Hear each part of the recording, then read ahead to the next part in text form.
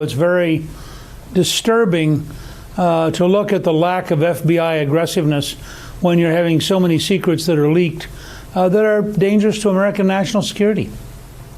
So that's your takeaway. You know, I mean, when you sort of look at the scope of what we saw today, right? You have the wiretapping, which was debunked, which the president tweeted about. That's, you know, part of this story, to be sure, and how he should address that in the coming days. You have this issue of how Flynn's name got out, which is a very serious matter, as you just heard from Jim Comey. And then you have this issue that is was pressed by Democrats today, that there was a nefarious relationship between the Trump campaign and Russia that was all designed to create a win for him. Which one do you want to take on first? Well, look, some of it is so idiotic you have to really wonder what's going on.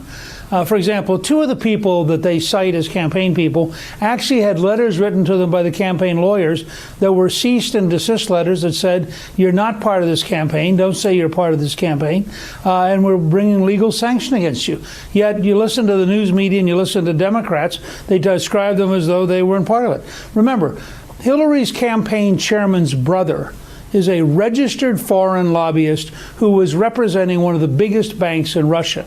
Now, you suddenly don't hear any talk about that, and that's certainly not a problem. And nobody would have any suggestion that the Podesta brothers were in any way tainted by Russian money. But now let's talk about allegations that are baloney. 97% of the donations in the Justice Department went to Hillary Clinton. That is an institution filled with people who are liberal lawyers who hate Donald Trump. They're not doing their job. Comey's answers today were pathetic.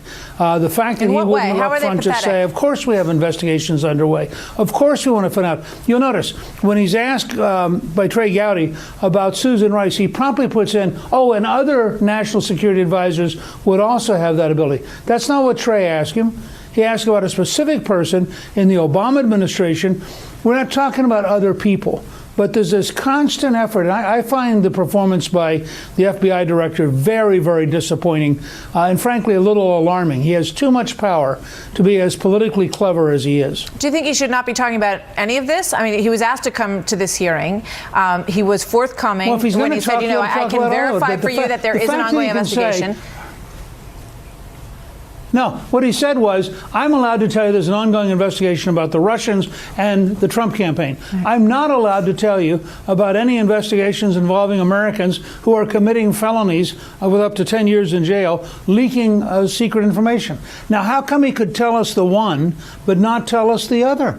I mean, it makes no sense. And I think Comey's performance today was incomprehensible as a matter of law enforcement, but pretty good as a matter of political hatchet job on behalf of the Democrats. All right. So that's that side of the equation. What about President Trump? I mean, he has stirred up a lot of this controversy on his own, and he's got a ton of agenda items going on right now. He's meeting with the Iraqi Prime Minister today.